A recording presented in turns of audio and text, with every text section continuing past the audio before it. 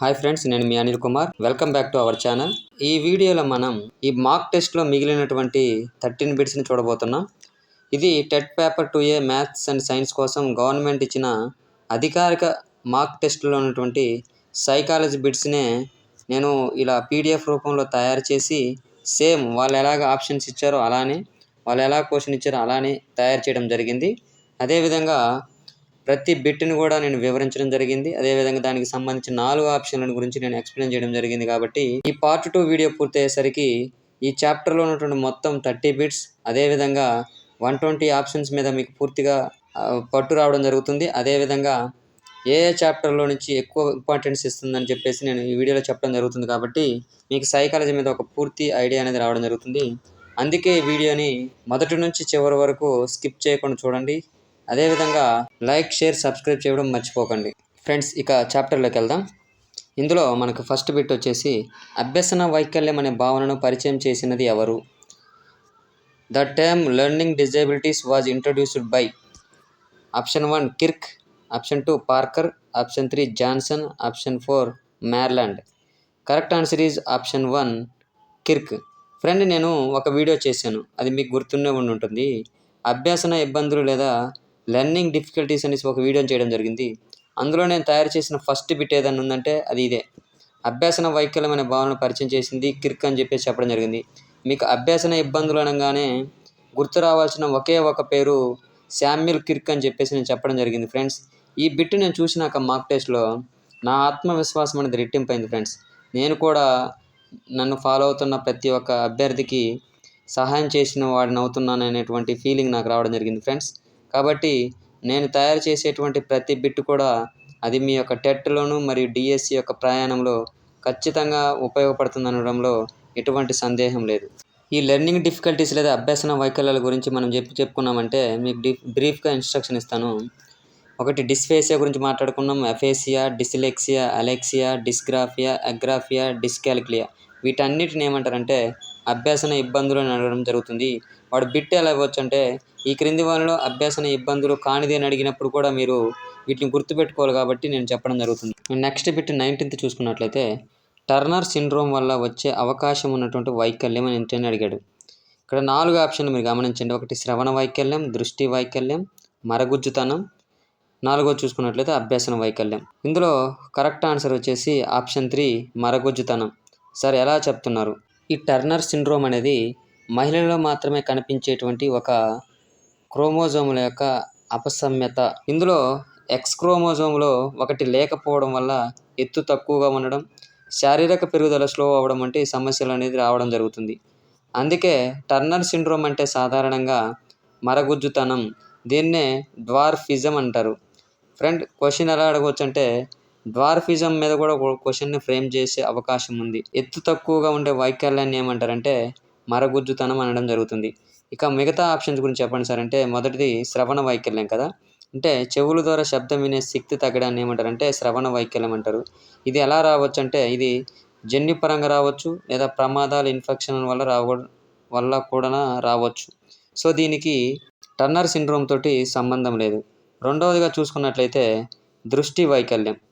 ఇది కళ్ళతో చూసే శక్తి తగ్గడం లేదా పూర్తిగా కోల్పోవడం ఏమంటారంటే దృష్టి వైకల్యం అంటారు. ఇది ఆప్టిక్ నర్వ్, కార్నియా, రెటీనా సమస్యల వల్ల వస్తుంది. కాబట్టి దీనికి కూడా ఈ హార్మోన్స్తో సంబంధం లేదనమాట. ఇక మూడవది చూసుకున్నట్లయితే మరగుజ్జుతనం. కరెక్ట్ ఆన్సర్ ఏందో నేను చెప్పాను. తర్వాత అభ్యసన వైకల్యాలు అంటే ఏంటి? మనం ఆల్రెడీ చదువుకున్నాం కదా. అభ్యసన వైకల్యాలు లేదా అభ్యసన ఇబ్బందులు అంటే ఏంటి? Dysphasia, aphasia, dyslexia. ఇవి హార్మోన్స్ వల్ల వచ్చేటువంటి సమస్యలు కాదు. కాబట్టి దీని కరెక్ట్ ఆన్సర్ వచ్చేసి మరగుజ్జుతనం. ఫ్రెండ్స్, నా హంబుల్ రిక్వెస్ట్ ఏంటంటే ప్రతి ఒక్కరు కూడా ఈ మాక్ టెస్టులు రాయండి. గత డిఎస్సికి మాక్ టెస్టులు అంటే 5 బిట్స్ 10 బిట్స్ ఇవ్వడం జరిగింది. బట్ ఈసారి కొంచెం మంచిగా ఒక 30 బిట్స్ ఇవ్వడం జరిగింది ఈ సబ్జెక్టుకి సంబంధించింది. కాబట్టి మీకు సమయం ఉన్నప్పుడు ఆ మాక్ టెస్ట్ చేసినట్లయితే బిట్స్ ఎలా వస్తున్నాయి అనేది మనకు అర్థమవుతుంది. ఇంకా బిట్ నెంబర్ 20 ఏంటంటే ఈ క్రింది వాటిలో విద్యార్థుల యొక్క అభ్యసనాన్ని ప్రభావితం చేసే సామాజిక కారకం కానిది అంటే సమాజంలో ఉన్నటువంటి కారకాలు కానిది ఏదని అడుగుతున్నాడు. ఆప్షన్ 1 ఒత్తిడి, ఆప్షన్ 2 అనువంశికత, ఆప్షన్ 3 సామాజికమైనటువంటి పరిపక్వత, ఆప్షన్ 4 వివక్షత. ఇందులో కరెక్ట్ ఆన్సర్ వచ్చేసి అనువంశికత లేదా హెరిడిటీ అనేది. ఈ హెరిడిటీ లేదా అనువంశికత అనేది పేరెంట్స్ నుంచి వచ్చేటువంటి jeans, chromosomes and innate abilities వలన వస్తుంది. అంటే ఇది వ్యక్తికి జన్మతోనే నిర్ణయించబడుతుంది. ఈ సమాజము, పరిసరాలు, స్కూలు, టీచరు ఎవరు కూడా ఈ అనువంశికతను మార్చలేరు. అందుకే ఇది ఒక జీవ వైజ్ఞానిక లేదా బయోలాజికల్ ఫ్యాక్టర్. మరి సోషల్ ఫ్యాక్టర్ అంటే ఏంటి సార్ అంటే ఇవి ఎల్లప్పుడూ కూడా సమాజం వల్ల ప్రభావితమయ్యేవి. ఉదాహరణకి స్ట్రెస్, మనకి ఎవరైనా విసుగు పుట్టించినప్పుడు లేదంటే ఏదైనా పని భారం పడ్డప్పుడు మనకు అది స్ట్రెస్ అనిపిస్తుంది. కాబట్టి ఇది అనువంశికతతో సంబంధం లేదు. రెండోది చూసుకున్నట్లయితే సామాజిక పరిపక్వత. సమాజంలో మనం ప్రవర్తించే తీరును బట్టి మన యొక్క సోషల్ మెచ్యూరిటీ అనేది పెరగడం జరుగుతుంది. కొంతమందికి ఎక్కువ మంది వ్యక్తులతో కలవడం అనేది ఎక్కువగా ఇంట్రెస్ట్ ఉంటుంది. కాబట్టి వారి యొక్క సామాజిక పరిపక్వత అనేది అధికంగా ఉంటుంది. కొంతమంది ఒంటరిగా ఉండడానికి ఇష్టపడతారు. కాబట్టి ఇది అనువంశికత వల్ల వచ్చేటువంటి లక్షణం కాదు. ఇక లాస్ట్ది చూసుకున్నట్లయితే వివక్ష. ఈ వివక్షత అనేది అనువంశికతతో ఎటువంటి సంబంధం లేనటువంటి అంశం. కాబట్టి ఇందులో కరెక్ట్ ఆన్సర్ వచ్చేసి ఆప్షన్ 2 అనువంశికత. ఫ్రెండ్, ఇది మీరు బిట్ని కరెక్ట్గా మనం చదవగలిగినట్లయితే ఆన్సర్ని వితిన్ సెకండ్స్లో మనం పెట్టేయచ్చు. ఎందుకంటే సామాజిక కారకం కానిది అంటే ఏంది, దీనికి ఆపోజిట్ ఏదో ఇంకొక కారకం అయి ఉంటుంది. కాబట్టి అనువంశికతను ఉదాహరణగా మనం చెప్పవచ్చు. Bit number 21. ప్రవర్తన అనుభవాల శాస్త్రమే మనోవిజ్ఞాన శాస్త్రం అని నిర్వచించినది. Option 1 Pillsbury, option 2 Skinner, option 3 Norman Elman, option 4 Edwin G Boring. ఇందులో correct answer is option 1 Pillsbury. Bit number 22. నవ్యత, తరచుదనం లేదా పౌనఃపున్యం, పునర్వర్తిత సూత్రాలు అంతర్లీనంగా ఉన్న అభ్యాసన సూత్రం లేదా నియమం. అసలు ఈ అభ్యాసన సూత్రాల గురించి తెలియజేసిన శాస్త్రవేత్త ఎవరంటే ఈఎల్ థార్నడైక్. ఈయన అభ్యాసన సూత్రాలను 2 రకాలుగా ప్రతిపాదించాడు. అందులో మొదటిది వచ్చేసి అభ్యాసన ప్రధాన నియమాలు, రెండవదిగా అభ్యాసన గౌణ నియమాలు. ఈ అభ్యాసన ప్రధాన నియమాలలో ఒకటి సంసిద్ధత నియమము, రెండవది ఫలిత నియమము, మూడవది అభ్యాస నియమం అని ఉంటుంది. అదేవిధంగా అభ్యసన గౌణ నియమాలలో ఈ సామీప్యత నియమము, సాదృశ్య నియమము, ప్రేరణాకారక నియమం అని ఉండడం జరుగుతుంది. అయితే మన క్వశ్చన్ ఏమడుగుతున్నాడు, నవ్యత, తరచుదనం, పునర్వర్తిత సూత్రాలు అంతర్లీనంగా ఉన్న అభ్యాసన సూత్రం ఏది అని అడగడం జరుగుతుంది. అయితే ఇందులో కరెక్ట్ ఆన్సర్ వచ్చేసి ఆప్షన్ 3 అభ్యాస నియమం. అసలు అభ్యాసం అంటే ఏంటో నేను చెప్తాను. ఒక నైపుణ్యాన్ని మరలా నిర్వహించడాన్ని ఏమంటారంటే అభ్యాసం అనడం జరుగుతుంది. అంటే అభ్యసించినటువంటి ఒక విషయాన్ని మరలా చదవడం వలన ఆ అభ్యాసనం అనేది బలపడుతుందని ఈ అభ్యాస నియమం అనేది పేర్కొనడం జరుగుతుంది. అయితే దీంట్లో అంతర్గతంగా కనిపించేటువంటి సూత్రాలు ఏంటి సార్ అంటే నవ్యత సూత్రం, రెండవది తరచుదనం లేదా పౌనఃపున్య సూత్రం, మూడవదిగా పునర్వర్తిత సూత్రం. ఫ్రెండ్, వీటి గురించి నవ్యతా సూత్రం అంటే ఏం చెప్తుంది, పౌనఃపున్య సూత్రం అంటే ఏం చెప్తుంది, పునర్వర్తిత సూత్రాలు అనేటువంటివి డీటెయిల్ ఎక్స్ప్లెనేషన్గా నేను తర్వాత వీడియోలో చెప్తాను సైకాలజీ క్లాస్ చెప్పేటప్పుడు. ఫ్రెండ్స్, ఇది ఎక్కడితో ఆగిపోతుందని మీరు అనుకోవద్దు. ఈ చాప్టర్స్ అన్నీ కూడా మనకి డిఎస్సిలో ఉపయోగపడతాయి. కాబట్టి తొందరపడొద్దు. నేను ప్రతి లెసన్ కూడా మీకు డీటెయిల్ ఎక్స్ప్లెనేషన్ తోటి విత్ బిట్స్ ఫ్రేమ్ చేసి నేను మీకు అందించడం జరుగుతుంది. కాబట్టి ఎవరు కూడా కంగారు పడొద్దు. ఈ బిట్లు మాత్రం కంపల్సరీగా టెట్కి, డిఎస్సికి చాలా ఉపయోగకరమైనవి. ఇవన్నీ కూడా గవర్నమెంట్ రిలీజ్ చేసిన మార్క్ టెస్టులోని బిట్సే. ఒక విద్యార్థి తన డిగ్రీ పూర్తి చేసిన తర్వాత తగిన వృత్తి ఎంపిక కొరకు అతనికి కావాల్సిన మార్గదర్శకత్వం ఏది? ఆప్షన్ 1 వ్యక్తిగతమా, 2 ఔద్యోగికమా, మూడవది విద్యా సంబంధితమైనటువంటిదా, నాలుగవది నిర్దేశకమైనటువంటిదా? కరెక్ట్ ఆన్సర్ వచ్చేసి ఆప్షన్ 2 ఔద్యోగికం. అంటే ఒక విద్యార్థి తన ఎడ్యుకేషన్ పూర్తి చేసుకున్న తర్వాత ఏదైనా ఒక వృత్తిని ఎంపిక చేసుకోవాలంటే ఏ వృత్తిని ఎంపిక చేసుకుంటే తన కెరీర్ బాగుంటుందో అతనికి కొంత గైడెన్స్ అనేది అవసరం అనేది. అంటే మార్గదర్శకత్వం అనేది అతనికి అవసరం అవుతుంది. కాబట్టి ఈ మార్గదర్శకత్వం ఏంటంటే ఔద్యోగిక మార్గదర్శకత్వాన్ని మనం చెప్పవచ్చు. మరి విద్యా సంబంధిత మార్గదర్శకత్వం అంటే ఏంటి సార్ అంటే ఇంటర్మీడియట్ తర్వాత ఏ కోర్సుని ఎంచుకోవాలి, లేదంటే 10th క్లాస్ చదివిన తర్వాత ఏ కోర్సు ఎంపీసీ తీసుకుంటే బాగుంటుందా, బైపీసీ తీసుకుంటే బాగుంటుందా, లేదా ఆర్ట్స్ గ్రూప్స్ తీసుకుంటే బాగుంటుందని విద్యార్థి ఒక సందిగ్ధంలో ఉండిపోతాడు. కాబట్టి ఆ సమయంలో మనం అందించేటువంటి విద్యా సంబంధితమైనటువంటి మార్గదర్శకత్వం అనేది అతని యొక్క భవిష్యత్తును నిర్ణయించడం అనేది జరుగుతుంది. ఫ్రెండ్స్, ఈ వీడియో మీకు నేను చెప్పినటువంటి ఎక్స్ప్లెనేషను, అదేవిధంగా నేను అందిస్తున్నటువంటి సమాచారము మీకు నచ్చినట్లయితే ఖచ్చితంగా లైక్ చేయండి ఫ్రెండ్స్. లైక్ చేసిన వెంటనే మీకు హైప్ అనేటువంటి ఆప్షన్ చూపిస్తుంది. మీరు హైప్ చేసినట్టయితే ఈ వీడియో మరికొంతమందికి చేరే అవకాశం ఉంటుంది. అదేవిధంగా ఇంకా ఎవరైనా ఈ వీడియో చూస్తున్న వాళ్ళు సబ్స్క్రైబ్ చేయనట్టయితే సబ్స్క్రైబ్ చేసుకోండి. అదేవిధంగా మొదటిసారి మన ఛానల్ని విజిట్ చేసినట్టయితే సబ్స్క్రైబ్ చేయడం మర్చిపోవద్దు. ఫ్రెండ్స్, మీకు తెలిసిన ప్రతి ఫ్రెండ్స్కి మన ఛానల్లో లింక్ని షేర్ చేయండి. అదేవిధంగా ఈ వీడియోని కూడా షేర్ చేయండి. మీరు ఎస్జిటి కావచ్చు, ఎస్ఏ కావచ్చు, మీరు ఉన్నటువంటి వాట్సాప్ గ్రూపుల్లోను, టెలిగ్రామ్ గ్రూపుల్లోనూ మన ఛానల్ని షేర్ చేసినట్టయితే మరికొంతమందికి మనం సహాయం చేసిన వాళ్ళు అవుతాం. కాబట్టి తప్పకుండా లైక్, షేర్, సబ్స్క్రైబ్ చేయడం మర్చిపోకండి. నెక్స్ట్ 24th బిట్, నిష్పాదనను మదింపు చేయడంలో పాల్గొనేటువంటి రంగం. ఇవి బ్లూమ్స్ టాక్సానమీలో ఉన్నటువంటి 3 రంగాలు ఉండడం జరుగుతుంది. అదొకటి జ్ఞానాత్మక రంగం, 2 భావావేశ రంగం, 3 మానసిక చలనాత్మక రంగం. ఇందులో నిష్పాదనను మదింపు చేయడంలో పాల్గొనేటువంటి రంగం ఏంటంటే జ్ఞానాత్మక రంగం లేదా cognitive domain. Friends, bit number 25, one of the following is not related to OERs. ఈ క్రింది వాటిలో ఓఈఆర్కు సంబంధించనది కానిది ఏది? అంటే సంబంధించినది ఏది అని అడుగుతున్నాడు. ఆప్షన్ 1 పునర్వినియోగం లేదా రీయూజ్. ఆప్షన్ 2 పునర్విమర్శ లేదా రివైజ్. ఆప్షన్ 3 రివర్స్ చేయడం. ఆప్షన్ 4 పునః మిశ్రమం లేదా రెమిక్స్. అసలు ఎక్కడి నుంచి వచ్చింది సార్ ఈ బిట్ అంటే మీది ఐసీటీకి సంబంధించిన బిట్టు. నేను ఐసీటీ మీద ఒక వీడియో, ఆ వీడియోలో వీటన్నిటి గురించి నేను వివరించాను. అయినా తిరిగి మరొకసారి మీకోసం డీటెయిల్ ఎక్స్ప్లెనేషన్ ఇస్తాను, ఎందుకంటే ఐసీటీ అనేది చాలా ఇంపార్టెంట్ కాబట్టి. అసలు ఓఈఆర్ అంటే ఏంటి సార్ అంటే, ఓఈఆర్ అనగా open educational resources. Open educational resources అంటే తెలుగులో తెర వెనుక విద్యా వనరులు అనడం జరుగుతుంది. అంటే ఎవరైనా ఎక్కడైనా ఫ్రీగా వాడుకునేటువంటి, డౌన్లోడ్ చేసుకునే, మార్చుకునేటువంటి విద్యా వనరులనే ఓఈఆర్ అంటారు. అంటే ఇవి ఎవరికైనా కానీ ఉచితంగా అందుబాటులో ఉంటాయి మరియు కాపీరైట్ పరిమితులు కూడా చాలా తక్కువగా ఉండడం జరుగుతుంది. అసలు ఈ ఓఈఆర్ ఎవరెవరికి ఉపయోగపడతాయి సార్ అంటే విద్యార్థులకు, ఉపాధ్యాయులకు, అదేవిధంగా శిక్షణ పొందే వారికి ఇవి ఉచితంగా అందించబడేటువంటి ఒక విద్యా వనరులుగా చెప్పవచ్చు. ఇవి ఎలా ఉండవచ్చు అంటే ఈ ఓఈఆర్లో అందించేటువంటి కంటెంట్ ఎలా ఉంటుందంటే పాఠ్యపుస్తకాల రూపంలో ఉంటుంది. అదేవిధంగా వీడియోల రూపంలోను, నోట్స్ రూపంలోను, క్విజ్ రూపంలో, పీపీటీ రూపంలో ఉండడం జరుగుతుంది. ఇక నెక్స్ట్ చూసుకున్నట్లయితే ఈ ఓఈఆర్లో 5Rలు ఉండడం జరుగుతుంది.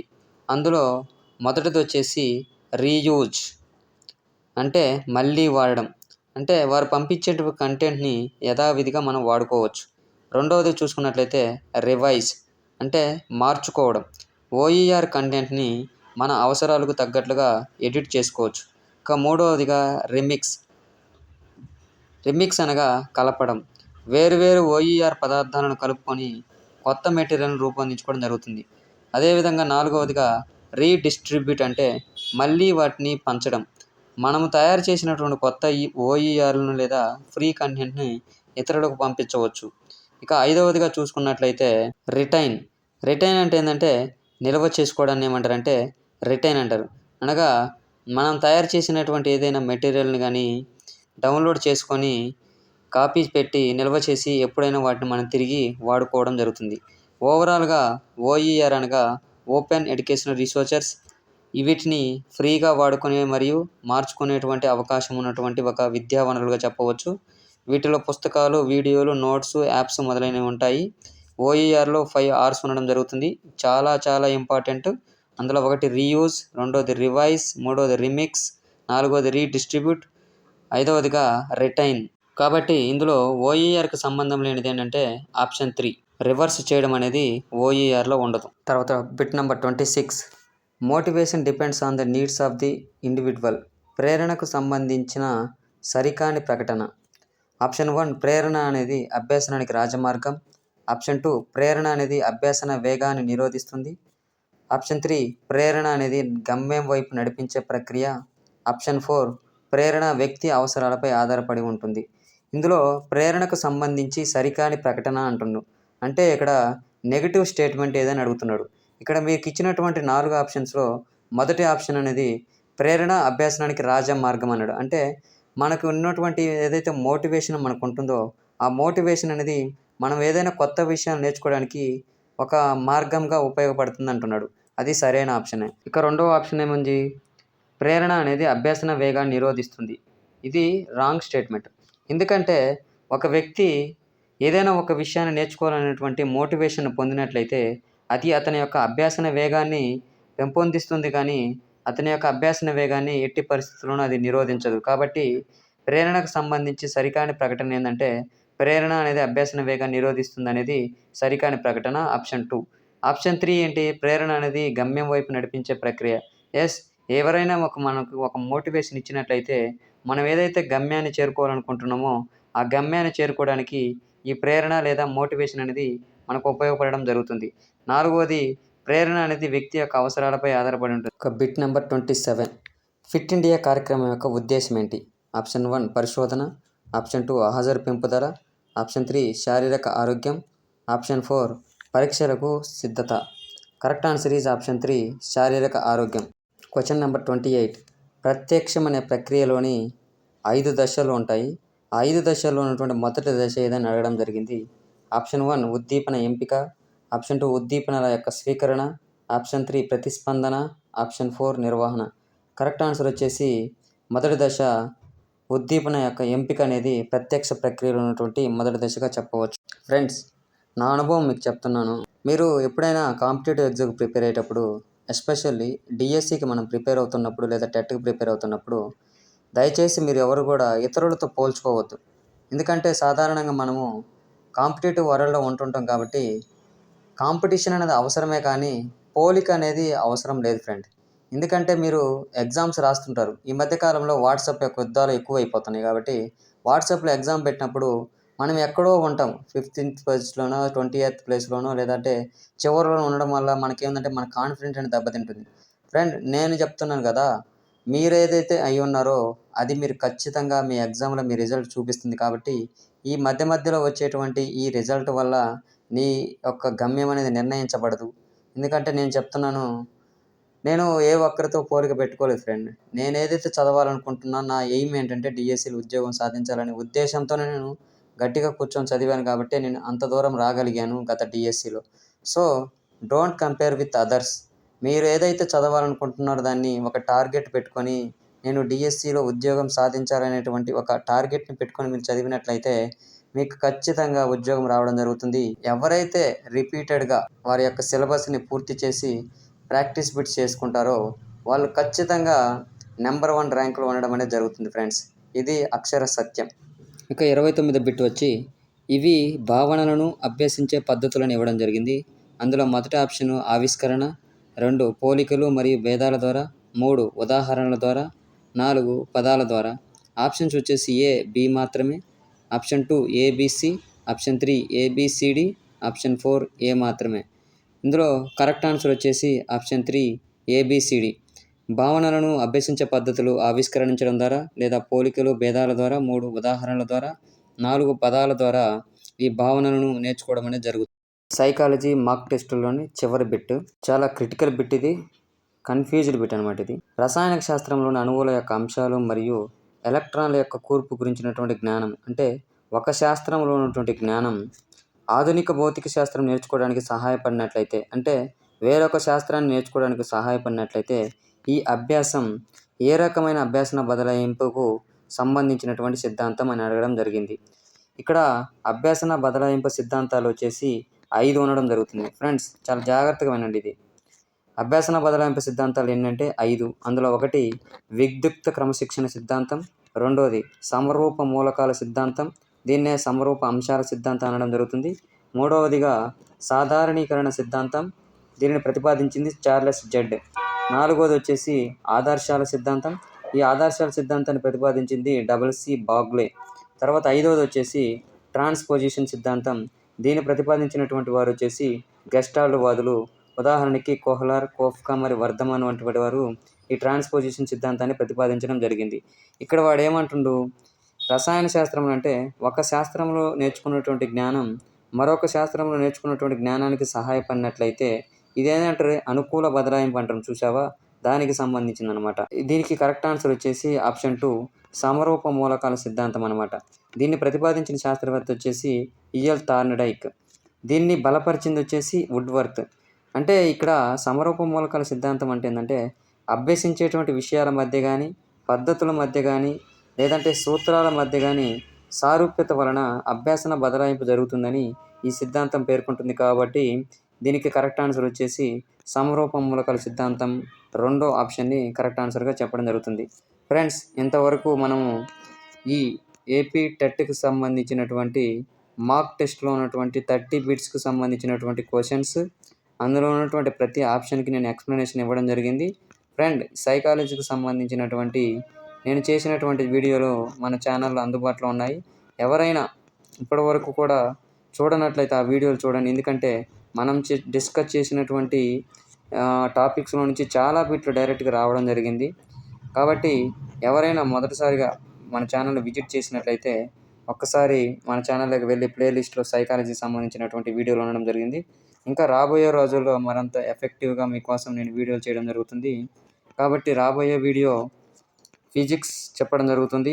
6th class, 7th class, 8th, 9th, 10th క్లాసులు. అదేవిధంగా బయాలజీ మాక్ టెస్ట్లో ఏం అడిగారు, అదేవిధంగా ఫిజిక్స్లోని మాక్ టెస్ట్లలో ఎలా అడిగారు, వాటి ఎక్స్ప్లెనేషన్ ఏంటి, ఏ ఏరియాని ఎక్కువ టచ్ చేస్తున్నా అనేది రాబోయే వీడియోలో మనం నేర్చుకుందాం. అప్పటి వరకు మీరు జాగ్రత్తగా చదవండి. మీకు అందరికీ టెట్లో మంచి జరగాలని కోరుకుంటూ యువర్స్ అనిల్ కుమార్.